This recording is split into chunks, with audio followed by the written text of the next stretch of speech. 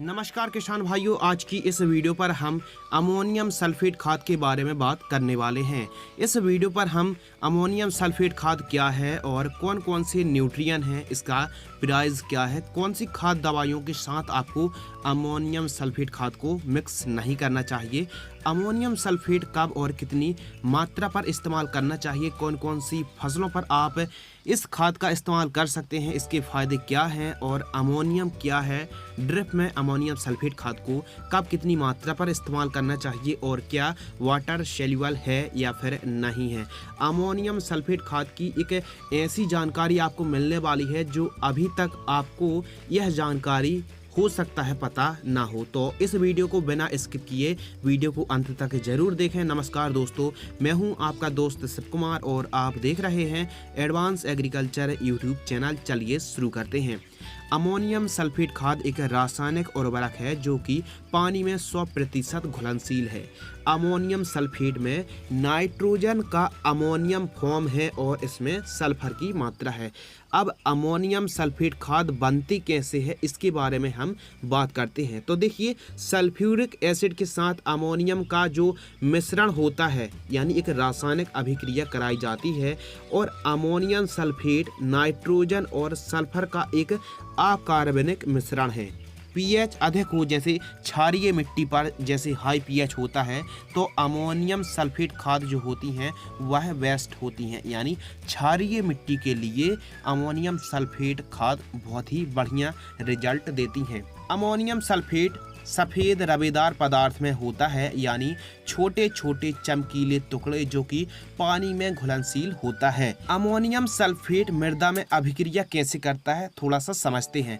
Ammonium sulphate की लगातार प्रयोग से मिट्टी अम्लीय हो जाती है। अमोनियम सल्फेट मृदा में डालने पर अमोनियम सल्फेट शीघ्रता से घुलकर अमोनियम आयन और सल्फेट आयन में विच्छेदित हो जाता है। नाइट्रोजन के 3 फॉर्म होते हैं, अमाइड्स, अमोनियम और नाइट्रेट।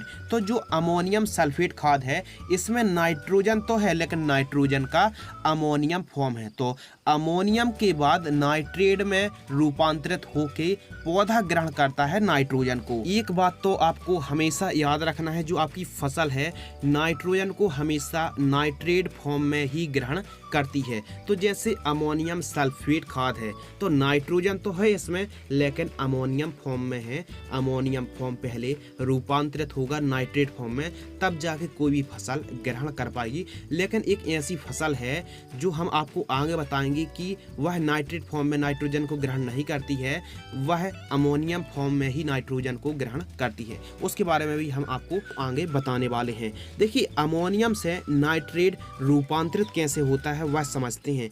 जो अमोनियम का आयन है नाइट्रोसोमोनास और नाइट्रोबैक्टर बैक्टीरिया नाइट्रीकरण होने पर ही नाइट्रेट रूपांतरित होता है जो पौधा ग्रहण कर सके।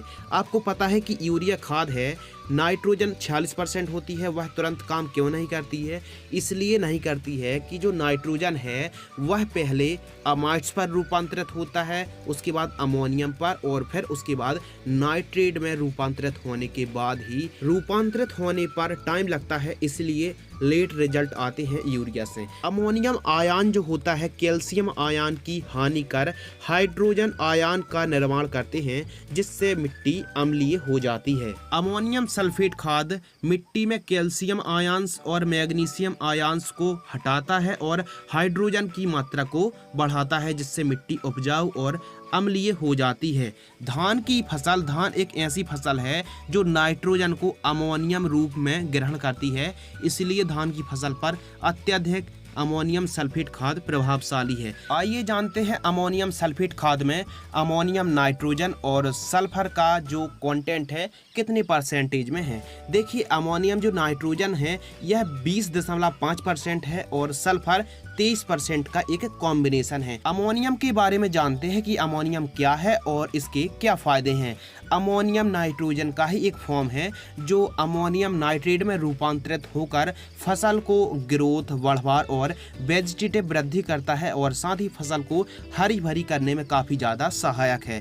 और इसमें सल्फर है, तो सल्फर लहसुन, प्याज, सरसों, मूंगफली, अंगूर, इसके अलावा मूंग, तुअर, तिलहनी और दलहनी फसलों पर काफ़ी ज्यादा सर्वोपरि स्थान है। सल्फर प्रोटीन बढ़ाए और तेल की मात्रा प्रचुर रूप से बढ़ाता है एवं प्रकाश संश्लेषण को बढ़ाने में काफी ज्यादा सहायक है और अत्यधिक धूप और अत्यधिक ठंडी में पौधे की गुणवत्ता बनाए रखता है। और इसके अलावा हमारी फसल को काफ़ी ज़्यादा उपज बढ़ाने के लिए, गुणवत्ता बढ़ाने के लिए काफ़ी ज़्यादा सहायक है सल्फर।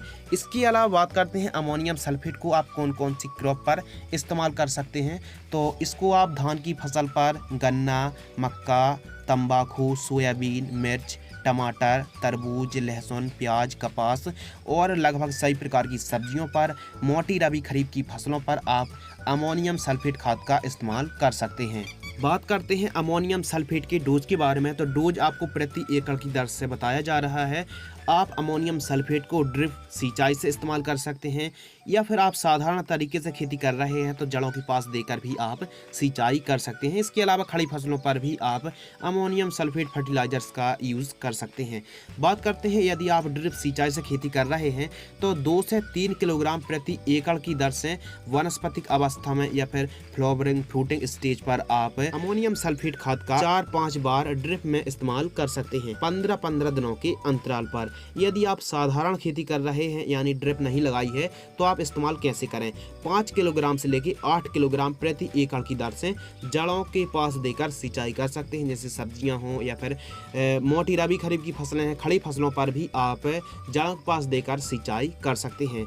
आपको एक बात याद रखना है, अमोनियम सल्फेट को आप कैल्शियम नाइट्रेट खाद के साथ मिक्स करके इस्तेमाल ना करें।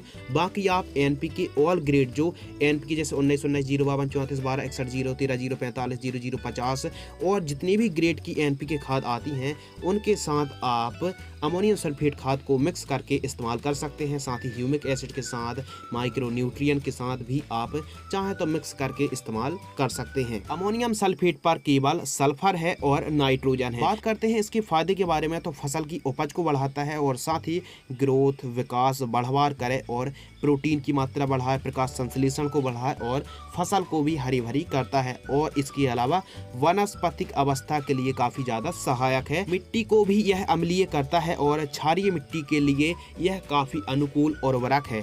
बात करते हैं इसके प्राइस के बारे में। तो इसका 50 किलोग्राम का पैक मार्केट में 650 रुपए के आसपास उपलब्ध हो जाता है। किसान भाइयों, आज की इस वीडियो पर हमने आपको न केवल अमोनियम सल्फेट खाद के बारे में बताया बल्कि इस्तेमाल करने की विधि और A to Z संपूर्ण जानकारी वो भी विस्तार से समझाई। यदि आपको वीडियो पसंद आती है तो ही वीडियो को आप लाइक करें। धन्यवाद।